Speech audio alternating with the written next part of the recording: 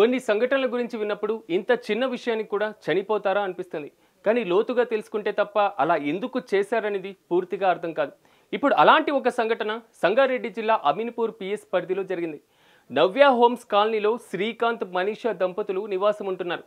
వీరికి ఒక చిన్నారి కూడా ఉంది. చిందం మనీషాకు చీమల ఫోబియా ఉంది. పలుమార్లు హాస్పిటల్కి కూడా చూపించారు. అయితే ఈ నెల 4న ఉద్యోగ నిమిత్తం భర్త విధులకు వెళ్లి వచ్చేసరికి తలుపులకు గడియ పెట్టి ఉంది. స్థానికుల సహాయంతో తలుపులను పగలగొట్టి చూడగా మనీషా ఇంట్లోని ఫ్యాన్కు చీరతో ఉరి వేసుకొని కనిపించింది. అదే గదిలో సూసైడ్ నోట్ కూడా లభ్యమైంది.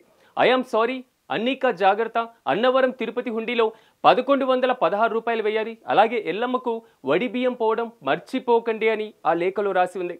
కుటుంబ సభ్యుల ఫిర్యాదు మేరకు పోలీసులు కేసు నమోదు చేసుకుని దర్యాప్తు కూడా చేస్తున్నారు. అయితే మనీషాకు చిన్నప్పటి నుంచి చీమలంటే చాలా భయం ఉన్నట్లుగా తేలింది. మంచిర్యాలకు చెందినటువంటి మనీషా శ్రీకాంత్ను 2022లో వివాహం చేసుకుంది. వీరికి అన్నీకా అనేటువంటి కూతురు కూడా ఉంది.